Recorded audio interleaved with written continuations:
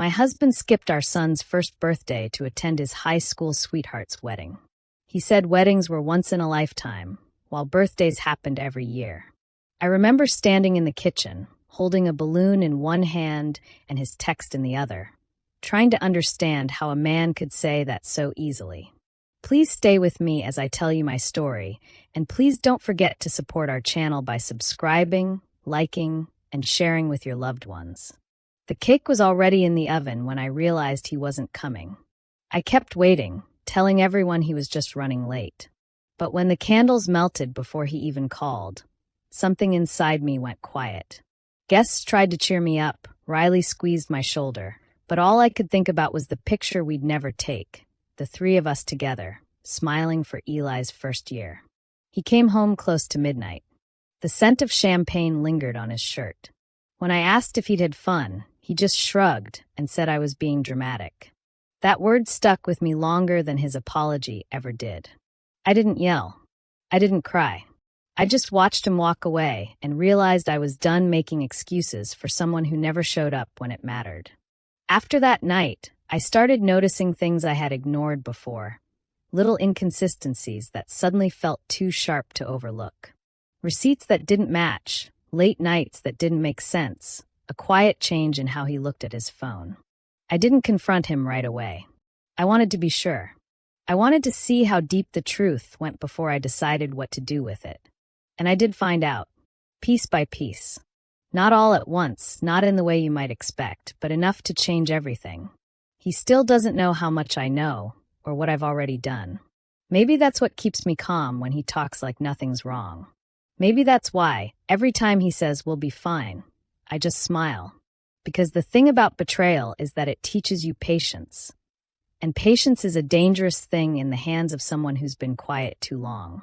The house felt different after that night, quiet, heavy, and unfamiliar. I didn't cry anymore. Instead, I started to notice things I'd ignored for too long. The missing receipts from Callum's wallet, the strange notes on his calendar, the phone calls that always came when I was putting Eli to bed. It wasn't just my imagination. The little details began to connect like pieces of a puzzle I didn't want to finish. One afternoon, while Eli was napping, I opened the drawer where we kept our bills and bank papers. I found receipts from restaurants I'd never been to, hotel charges that didn't match his work trips, and phone records with late-night calls to the same number over and over. My heart didn't race. It just sank.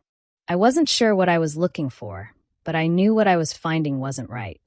That night, when Callum got home, I asked as calmly as I could, "Were you really working late last month?" He smiled like I was a child asking something silly. "You're reading too much into things," he said, reaching for a beer. I waited for a real answer, but he just turned on the TV. The sound of the commercials filled the silence between us. I realized then that he would never tell me the truth. Not because he couldn't, but because he didn't think I'd ever do anything about it. The next day, I called Riley. I told her everything, from the receipts to the lies, and she didn't sound surprised. "You need to protect yourself," she said. "Don't wait for him to come clean. Start writing everything down." She gave me the number of a lawyer named Mara Vance. I didn't plan on calling her right away, but that night, after Eli was asleep, I did. Mara's office was small, quiet, and smelled like coffee. She didn't waste time on sympathy. She asked for dates, documents, and a clear explanation of what I wanted. I told her I didn't want revenge. I just wanted stability for me and my son. Mara explained what I needed to do: collect financial statements, secure access to joint accounts, and keep records of everything Callum said or did. Her calm confidence steadied me. When she slid the papers across the desk, my hands shook a little. I read every line before I signed. Filing for divorce wasn't something I'd ever imagined doing, but it felt less like giving up and more like finally standing up. As I walked out of that office, I didn't feel broken anymore. I felt clear. For the first time in a long time, I knew exactly what I needed to do and who I needed to protect. When I filed the divorce papers, I thought the hardest part was over. I was wrong. The real struggle began the moment Callum got the official notice. He didn't get angry like I expected. He laughed. He said I was overreacting, that we could still fix things. Then 2 days later, I got a letter from his lawyer. Reading it made my hands shake. It painted him as the perfect husband and me as unstable and emotional. It was like reading a story about a stranger who just happened to have my name. The first court hearing was cold and uncomfortable. Everything was about numbers, schedules, and signatures. There was no space for feelings. Sitting there, across from Callum, I felt like I was being judged for even wanting to protect myself. He smiled politely at everyone, like this was all just a misunderstanding. His lawyer spoke calmly, calling me Mrs. Mercer, like I was the problem to be managed. I answered every question clearly, but inside I was shaking. When it ended, I stepped outside and had to remind myself to breathe. After that hearing, Mara suggested hiring a private investigator. I didn't think I needed one, but she said it would help if Callum tried to hide money or lie about where he was. Weeks later, the investigator came back with a folder. I opened it alone in my kitchen. Inside were receipts, hotel bills, and one photo I couldn't forget. Callum standing beside Tessa, his hand on her back, both smiling like they had no worries in the world. It wasn't proof of everything, but it was enough to confirm what I'd already felt for months. He had chosen a life that didn't include me. Callum started acting different in public after that. He showed up to court in clean suits, held doors open for me, and made polite small talk with people who didn't know what was really happening. To them, he looked like the man trying to keep his family together. But at home, when he picked up Eli, he barely spoke to me. He acted as if I was invisible. That quiet indifference hurt more than any fight ever could. Still, I focused on what mattered. Mara helped me file for temporary custody and requested to freeze our shared accounts so he couldn't move money around. The judge approved both. They were small victories, but to me they felt huge. For the first time, I wasn't just reacting. I was taking control. Late one night, after Eli was asleep, I sat at the kitchen table with the documents spread out in front of me. The air felt still, heavy but clear. I wasn't looking for revenge anymore. I just wanted peace, something steady I could build on. I didn't need him to apologize or explain. I only needed to make sure Eli would never grow up thinking this was normal. That night, I promised myself I'd never beg for love again. I'd fight quietly, protect what was mine, and move forward. One piece of paper, one decision at a time. I wanted to understand why my husband had chosen someone else's wedding over our son's first birthday. It didn't make sense, not even after everything that had happened in court. The question kept turning in my mind, refusing to quiet down. One evening, I opened the old storage boxes in our closet, the ones filled with high school photos, letters, and things that no longer mattered. Or at least, I thought they didn't. Buried under old yearbooks, I found a small bundle of envelopes tied with a ribbon. They were addressed to Callum in handwriting that wasn't mine. I sat on the floor and opened one. It was from Tessa. The words were simple but full of emotion. Inside jokes, shared dreams, a promise that they would always find their way back. My stomach twisted. The letters weren't recent, but they explained too much. The connection between them never really ended. It had just gone quiet for a while. As I read, I began to see a pattern. The sudden trips, the unexplained nights away, the random old friend, calls he used to take outside. All of it linked back to her. I remembered how he used to smile when her name came up in conversation, like he was remembering something no one else understood. I had called it nostalgia once. Now, it looked more like unfinished business. I didn't want to fight. I wanted the truth. So I found out where the wedding had taken place and drove there a week later. The event was long over, but Tessa still worked part-time at the same venue. I walked in pretending to ask about booking an event, but when I said Callum's name, her expression changed. She led me outside, away from the other staff. Our talk was calm at first. She seemed confused when I mentioned how close she and Callum had been. Then, when I told her we were still married during the time he attended her wedding, she went pale.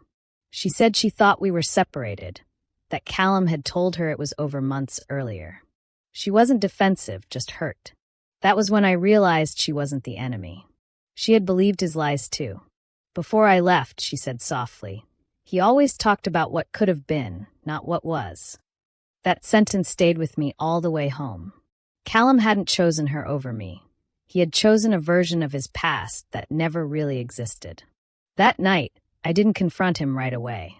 I wanted to hear how far he'd go on his own.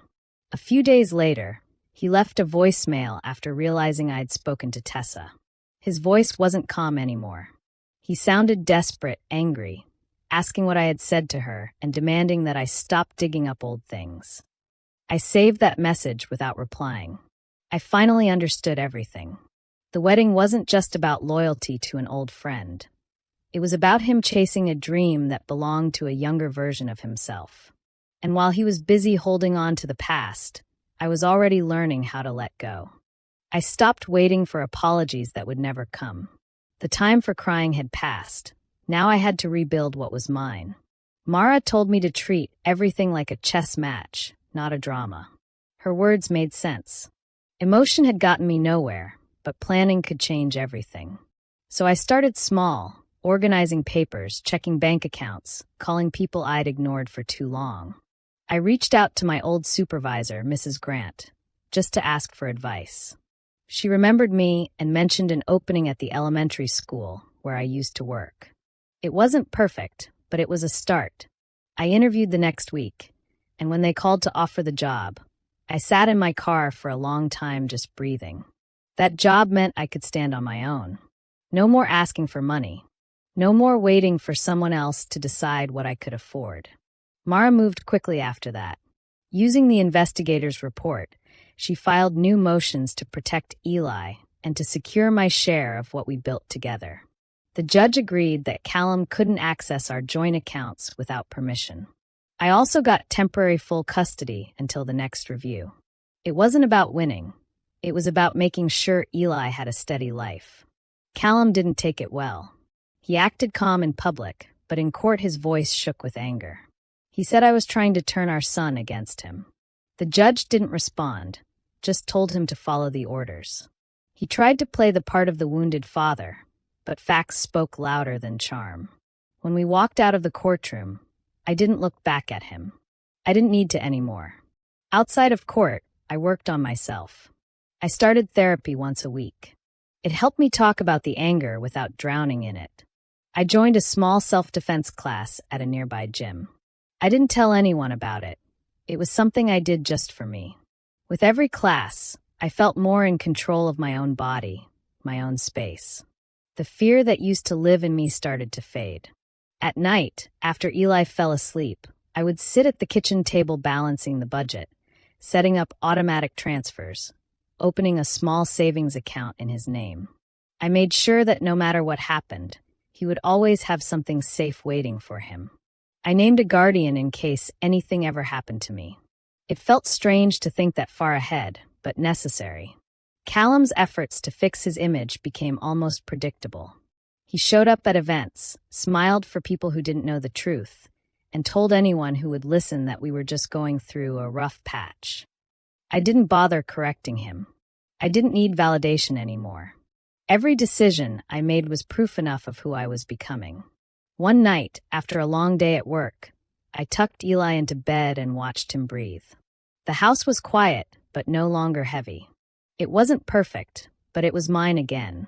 For the first time in months, I felt peace, not loud or dramatic, just steady. I realized revenge didn't have to be loud. Sometimes it was simply living better than before and never looking back. It started slowly, small rumors that spread faster than I expected. Callum had begun talking to people in our neighborhood, twisting the story so that I looked like the cold, bitter wife who didn't want to forgive him. A few people started avoiding me at the grocery store. Others gave those half smiles that said they'd already chosen a side. I didn't defend myself. I didn't need to. The truth was stronger than gossip, even if it took time to show. Then came the official counterclaim. His lawyer filed papers saying I was unstable, unfit, and trying to keep our son away out of spite. Reading it felt like being punched. Every sentence was a lie, but it still hurt to see it in black and white. Mara told me not to panic. that this was a common move to wear people down. She said the best way to fight back was with proof, not emotion. So that's what I did. Riley helped me gather everything. We went through calendars, texts, and records from Eli's daycare, missed pickups, forgotten appointments, and all the times Callum didn't show up. Each piece of evidence built a picture of who he really was.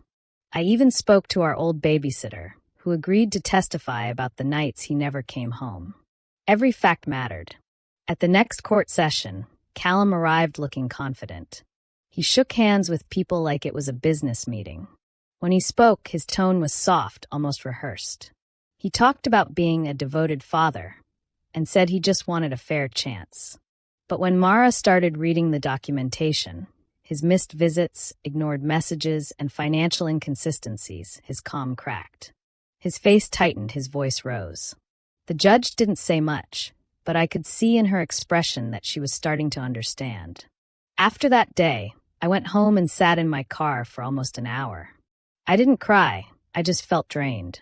It wasn't the shouting or the lies that exhausted me. It was the effort of staying calm while being painted as something I wasn't. That night, Riley came over with coffee and reminded me that endurance was its own kind of strength. She was right. I couldn't lose focus now. The more Callum tried to control the story, the more people began to notice the cracks. Neighbors who once believed him started keeping their distance from his charm. Even Tessa reached out quietly once, apologizing for ever believing his version. I didn't hold it against her. She had been fooled too. When the judge finally issued a temporary order limiting Callum's unsupervised time with Eli, I felt something shift inside me. It wasn't victory, it was relief. For once, someone else could see what I'd been living with. At home, Eli ran to me, holding a toy car, laughing like he always did. I knelt down, hugged him tight, and promised silently that I'd never let any of this touch him. The fight wasn't over, but I finally understood my purpose. I didn't need revenge anymore. I needed peace, truth, and the strength to keep walking straight while he stumbled behind me. It happened during a long afternoon at Mara's office. We were sitting at the conference table surrounded by piles of folders, going through discovery documents. I had stopped expecting surprises at that point, but then Mara paused, leaned forward, and said softly, "You need to see this." She slid a set of papers across the table. They were bank records, pages of transactions showing money withdrawn from our joint account. The amounts were too large and too frequent to ignore. Some were labeled under vague descriptions like consulting and business travel. But Mara traced them to a private account under a name I didn't recognize. When she read the address linked to it, my chest tightened. It matched the same city where Tessa lived. My first thought wasn't anger, just an empty kind of disbelief. That money had been meant for Eli's daycare and for a medical plan we'd set up together. While I was counting every dollar to keep things running, he'd been spending it on trips and memories that didn't include us. The next day, Mara presented the findings in court. She spoke clearly, laying out the pattern with precision, withdrawals, dates, destinations. Then she held up a scanned image of a handwritten note found among the evidence, a short message signed by Callum, promising Tessa that she would always be his person. My hands went cold when I saw it. The courtroom was silent for a few moments. Even the judge looked unsettled. Callum tried to speak after that, stumbling through excuses about misunderstandings and old debts. But his tone had changed. No more confidence, just desperation. Every explanation made the hole deeper. When Mara asked him directly whether he used money from our child's account, he couldn't answer. That silence said more than anything else. By the end of that hearing, the judge ordered permanent restrictions on his access to shared assets and froze several accounts. She also issued a ruling that secured Eli's financial safety long-term. It wasn't revenge, it was protection, pure and simple. I didn't look at Callum when we left. I didn't need to. His own choices had done what my words never could. The fallout spread quickly. People who once stood by him began keeping their distance. The friendly nods he used to get at church turned into quiet avoidance. Even his co-workers, who once admired his confidence, started whispering. I didn't take joy in any of it. Watching him crumble didn't make me happy. It only confirmed what I'd already known. Lies always surface, no matter how carefully they're buried. That night, when Eli was asleep, I went to the kitchen and opened a drawer where I had kept the wedding invitation, the one to Tessa's ceremony. I stared at it for a moment, remembering how small and helpless I'd felt when he left for that wedding. Then I set it in the sink, struck a match, and watched it curl and darken until it was nothing but ash. The flame didn't bring celebration, just a quiet sense of release. For the first time, I didn't feel like a victim anymore. I wasn't the woman he left behind. I was the one who finally saw everything clearly. The past was gone, burned clean. What remained was my life, simple, steady, and mine again. The weeks after the final hearing felt strangely quiet. No more lawyers calling, no more court dates to circle on the calendar. It was just me, Eli, and the sound of our own breathing in a house that didn't feel like a battleground anymore. Mara called one afternoon to say the settlement papers were ready. The agreement gave me primary custody, financial support for Eli's needs, and enough to start over somewhere smaller but safe. Callum tried to fight a few terms, but the evidence had done its job. In the end, he signed without another word. When it was finally over, I sat at the kitchen table and stared at my copy of the agreement. There was no rush of happiness, just a quiet calm. I had expected it to feel like winning, but it felt more like release, like walking out of a burning building and realizing I could finally breathe again. A month later, I packed up our things. I sold a few old pieces of furniture, kept what mattered, and moved into a modest 2-bedroom apartment near my aunt's house. It wasn't fancy, but the neighborhood was friendly, and there was a park around the corner where Eli could play. I decorated his room with bright colors, new curtains, and a little shelf for his favorite toys. Watching him explore that space made me realize how much peace I had been missing. I started my new job at the elementary school the following week. The first day was nerve-wracking, but it felt good to have a routine again, to wake up with a purpose that didn't revolve around damage control. My coworkers were kind. One of them, a teacher named Nora, invited me to lunch on a Friday, and for the first time in a long while, I found myself laughing at something simple and genuine. Meanwhile, word about Callum had started to spread. He hadn't lost his job entirely, but he'd been taken off an important project, and people at work had stopped seeing him as reliable. I didn't take pleasure in it, but I couldn't ignore the irony. The same charm that once shielded him now worked against him. No one trusted his smooth words anymore. At home, Eli took his first steps in the living room while I was folding laundry. He wobbled, laughed, and clapped his own hands. I dropped everything to cheer for him. Tears in my eyes, but not from sadness this time. That moment meant more than any courtroom victory ever could. A few weeks later, I decided to do something just for me. I used my first paycheck to take Eli out to dinner at a small diner nearby. It wasn't anything fancy, just burgers and milkshakes, but sitting there with him, free from tension, felt like the beginning of something new. That night, after putting him to bed, I sat by the window with a notebook and wrote a letter to my younger self. I told her she'd made mistakes, but she'd also survived things she never thought she could. I wrote that forgiveness didn't mean forgetting. It meant letting go of the version of yourself that kept waiting for someone else to make it right. When I finished, I folded the letter and placed it in a drawer. I didn't need to send it anywhere. It was enough to know that I had finally become the woman I once needed.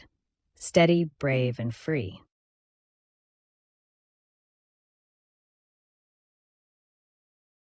It started with another letter from Callum's lawyer. He was asking for more visitation time with Eli, unsupervised visits this time. Reading it brought back a rush of old feelings, but I didn't let them take control. I had expected this moment eventually. Mara told me not to panic, just to review the request carefully.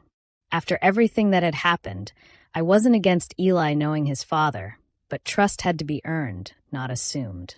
A meeting was arranged at Mara's office to discuss the terms. When I walked in and saw Callum sitting there, he looked different. His posture wasn't proud or defensive anymore. He just seemed tired. His lawyer spoke first. explaining that Callum wanted more time to rebuild a relationship with his son. I listened quietly, saying nothing until it was my turn. I told them I wasn't refusing, but Eli's safety came first. The visits could happen, but they would start short, in familiar places, and only if Callum followed every condition exactly. For a long time, Callum didn't respond. Then softly he said, "Lena, I know I can't fix what I broke." His voice wasn't smooth or rehearsed this time. He admitted that the choices he made had cost him more than he ever imagined. I looked at him, searching for the man I once loved, but what I saw instead was someone finally facing the wreckage he had caused. I told him I appreciated his words, but apologies couldn't rewrite the past. What mattered now was Eli's future. I said that being a father wasn't about promises. It was about showing up. If he wanted to be part of our son's life, he had to prove it day by day. I didn't say it with anger, just certainty. He nodded, eyes lowered, and for the first time in a long while, there was no argument. The silence that followed felt heavy but clean, like the end of a long storm. Mara ended the meeting by summarizing the terms, and we both signed. It was final, measured, fair, and firm. The first visit happened a week later at a small playground near my new apartment. I stayed nearby, watching from a distance. Callum knelt in front of Eli, unsure at first, then gently helped him onto the swing. Eli laughed, his bright little voice echoing through the air. I stood there, hands in my pockets, feeling something shift quietly inside me. Not forgiveness, but acceptance. As the weeks went on, Callum kept showing up. He didn't push, didn't overstep. I stayed cautious, but allowed small steps forward. One evening, after another visit, he came to return Eli and asked if we could talk. We stood outside under the fading light. He said, "You were right to walk away." I didn't see what I had until it was gone. I didn't reply right away. Then I said, "You didn't lose everything, Callum. You still have a chance to be his father. Don't waste it." I turned and went inside before he could say more. Through the window, I saw him standing there for a moment before walking to his car. I closed the door behind me, feeling calm. Not because everything was perfect, but because it no longer had to be. The past no longer owned me. My life was mine again, quiet and whole, just the way I wanted it. 5 years have passed, and life finally feels steady. Eli is 5 now, curious, kind, and full of energy. Our mornings start with laughter and pancake batter on the counter. He loves his school, his teachers, and the small garden we planted behind our apartment. Watching him grow has been my quiet reminder that peace doesn't come from what you win, but from what you rebuild. I've built a new rhythm. I still work at the elementary school, now as a senior coordinator. It's not glamorous, but it gives me purpose. My coworkers have become friends, and on Fridays, we sometimes meet for dinner after work. I laugh easily these days, something I couldn't imagine doing back then. The house feels warm again, not because it's perfect, but because it's ours. Callum shows up on holidays and some weekends. He's calmer now, more careful. He brings Eli small gifts and keeps his promises. I don't hold anger anymore, but I don't let him close either. Our conversations are polite, simple, about Eli's school or his favorite toys. We exist in a quiet balance. He's a father, not a part of my life. Sometimes I find old photos or letters I never threw away. I don't feel the old sting anymore, just a soft acceptance. Everything that happened led me here, to a place where I can breathe without waiting for the next betrayal. I've stopped replaying the past.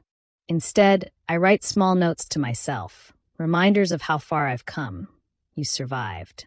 You rebuilt. You won without destroying anyone. If anyone reading this is standing where I once stood, I'd tell them this. Betrayal hurts, but it's not the end. The moment you stop trying to fix someone who keeps breaking you, your healing begins. Don't chase revenge, chase peace. Protect your dignity, your child, your future. Everything else will follow. Tonight, Eli and I sat on the kitchen floor, blowing out candles on 2 cupcakes. No big party, no noise, just us. He giggled when the frosting fell on his hand, and I laughed with him. It was simple and ordinary, yet perfect. I realized then that I didn't just survive. I built a life worth living. And that, more than anything, is how I finally won. Do you think I did the right thing by walking away? Or should I have given him another chance? Let me know in the comments. And don't forget to subscribe and hit the bell for more stories like mine.